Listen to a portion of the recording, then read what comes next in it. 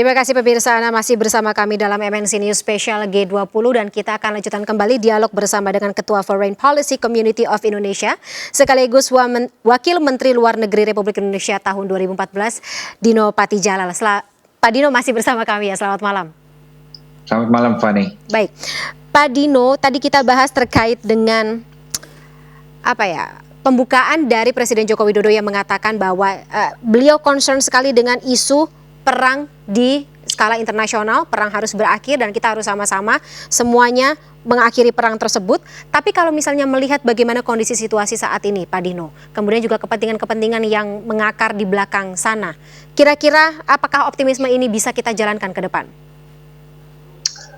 Pertama, seruan beliau agar perang harus diakhiri saya harap bisa didengar oleh Presiden Putin ya, karena terutama kan Putin karena bukan Ukraina yang menyerang Rusia, kan tidak ada satupun tentara Ukraina di Rusia, tapi justru sebaliknya ya, Rusia melakukan serangan masif dan total kepada Ukraina. Nah, perang ini sampai sekarang belum ada akhirnya ya, walaupun Rusia kemarin keluar dari Kherson, tapi sebagian dari wilayah Ukraina masih diduduki oleh Rusia. Yang pasti akan terjadi adalah perang ini akan mengalami titik jenuh bagi Rusia. Ya, jadi mereka tidak mungkin perang secara permanen. Ya. Pada suatu waktu mereka akan jenuh, sebagaimana Uni Soviet juga waktu itu mengalami titik jenuh di Afghanistan, dan mereka menilai beban politik, beban ekonomi, beban militer, beban nyawa itu semakin tinggi dan tidak bisa lagi mereka pertahankan. Di dalam perang Ukraina kemarin ada pernyataan dari salah satu jenderal di Amerika yang bilang diperkirakan udah 100.000 orang tentara Rusia yang kalau tidak mati atau nggak terluka. Ya 100.000 itu kan udah luar biasa gitu kan ya. Jadi saya yakin pada suatu saat akan mencapai titik jenuh, tidak tahu kapan. Nah pada saat itulah peluang untuk melakukan perundingan secara serius untuk mencapai solusi damai akan semakin terkuak. Dan di sanalah mungkin bisa dilihat peran dari negara ketiga, apakah itu Turki, mungkin juga Indonesia atau siapapun ya, mungkin Paris juga ya, Macron ya, nampaknya Presiden Putin respect sama Presiden Emmanuel Macron, itu akan semakin terbuka. Jadi kita lihat kemana arahnya gitu ya. Tapi nampaknya perang akan terus terjadi dan belum tahu kapan akan berakhir. Tapi apa yang bisa Indonesia atau kita perbuat? Harus lebih agresifkah dalam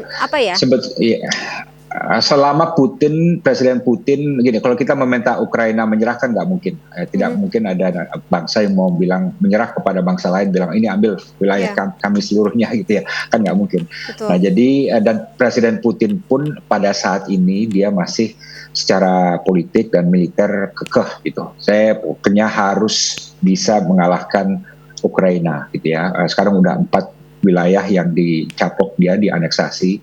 Mungkin ada wilayah berikutnya kita tidak tahu, dan kita masih tidak tahu titik mana di mana Putin akan bilang oke, saya stop di sini saja gitu.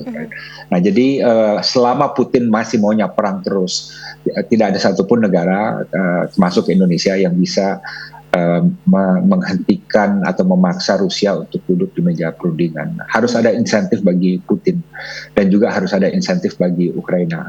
Presiden Zelensky kan bilang kami mau duduk, kami mau berdamai, tapi kalau itu berarti kami harus menyerahkan setengah dari wilayah kami kepada Rusia, tidak ada yang mau melakukan itu, dan saya akan diganyang oleh rakyat saya sendiri. Jadi ketika KTT G20 ini tadinya diharapkan bisa mempertemukan antara keduanya, tapi ternyata tidak terjadi. Yang Presiden Zelensky sendiri katakanlah hadir dalam bentuk virtual, kemudian juga Putin diwakili oleh Menteri Luar Negerinya Sergei Lavrov.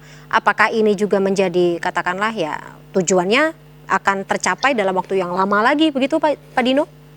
Iya, kalau menurut saya sih negara Barat dan Ukraina bisa menyatakan ini sebagai kemenangan politik bagi mereka ya. Dalam arti apa? Presiden Putin nggak hadir, dan Presiden Putin nggak hadir kemungkinan besar karena dia nggak mau digempur oleh negara-negara G7 dalam perundingan di G20 gitu ya. Dan juga bendera Presiden Zelensky juga berkibar karena dia mengirimkan pesan secara lantang gitu ya. dalam KTT di G20 dan lain sebagainya. Jadi dan juga kemungkinan kalau komunike tercapai dan tidak diblokir oleh Rusia, berarti itu juga mereka bisa menganggap itu kemenangan politis bagi mereka. Jadi nampaknya KTT G20 ini tidak bisa dikatakan sebagai KTT-nya Rusia gitu ya, karena melihat gejala-gejala yang saya sampaikan tadi. Ya. Tapi bagi Indonesia, ya, bagi Indonesia selama KTT G20 utuh tetap dan bisa menghasilkan komunike, saya kira itu dua capaian yang luar biasa. Baik. Kalau tadi kita bicara mengenai perang, Pak Dino, kita sekarang juga akan geser sedikit ke topik yang ya ini bisa dibilang menjadi kekhawatiran juga oleh warga skala global di tahun 2023. Katanya akan ada krisis keuangan, resesi, krisis ekonomi dan sebagainya seperti itu. Nah, krisis keuangan yang sebelumnya terjadi pada tahun 2018 kan kita tahu dapat ditangani dengan baik ya Pak ya. Ketika komunike atau katakanlah kesepakatan terkait dengan isu ini tercapai dalam KTT G20, apakah ini juga menjadi harapan tersendiri dan kira-kira mungkin misi Indonesia untuk mensukseskan komunike terkait dengan isu ini seperti apa? Ya, tergantung isi dari komunike itu ya.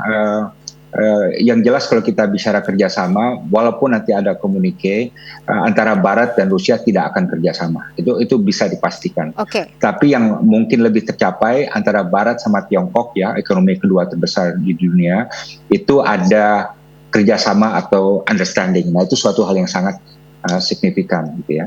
Dan kemudian juga ada kesepakatan mengenai kemalangan yang terjadi pada negara-negara berkembang ya, karena sekarang negara berkembang umumnya lagi pada kecewa atau bahkan marah ya terhadap negara-negara utara, negara-negara kaya, baik dari segi vaksin, dari segi energi. Kita lihat juga banyak negara berkembang yang secara politis sekarang sedang dalam suram gitu ya, Ghana misalnya ya, kita lihat apa yang terjadi di Pakistan, di Bangladesh dan berbagai negara, dan mungkin lebih banyak lagi negara ke depan yang akan mengalami masa suram gitu, right? Jadi ini memang pertemuan yang sangat strategis bagaimana negara-negara ekonomi terbesar, 20 ekonomi terbesar plus lembaga internasional dapat mempersiapkan suatu paket arah kebijakan ekonomi yang dapat membantu agar pemulihan ekonomi itu dapat segera terjadi. Karena yang bisa menyelamatkan ekonomi dunia itu adalah suatu kebijakan ekonomi yang terkoordinir antara negara-negara G20 sebagaimana yang terjadi tahun 2008 dulu gitu ya. Baik. Pak Dino, mungkin terakhir Pak, ketika kita bicara mengenai misi Indonesia tadi, terus kemudian kita tentunya sudah memetakan kan prioritas-prioritas kita apa saja. Apa kedepannya yang bisa Indonesia katakanlah implementasikan terhadap mungkin kebijakan tidak hanya luar negeri tetapi juga ke dalam negeri kita sendiri?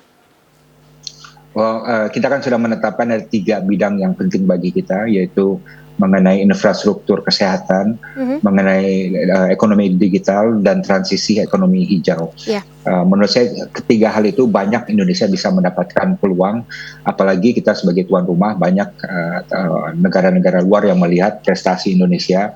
Indonesia sekarang tumbuh sekitar 5% dan itu jauh di atas negara-negara lain yang mengalami masa suram dalam krisis dunia di krisis ekonomi sekarang.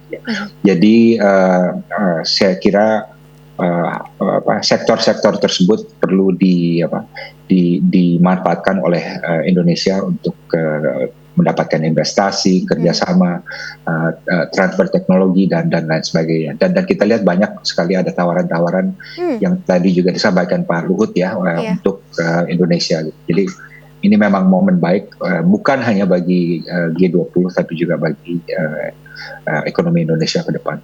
Jangan sampai hanya berhenti di komunike tersebut ya, tetapi juga bagaimana kelanjutannya ke depan, seperti itu ya Pak Dino ya? Baik Pak Dino, terima kasih sekali atas waktunya bersama kami dalam MNC News Spesial G20 malam hari ini. Selamat melanjutkan aktivitas Anda Pak Dino, lancar semuanya ke kegiatan Anda, aktivitas Anda di Vietnam. Terima kasih sekali lagi, sampai jumpa.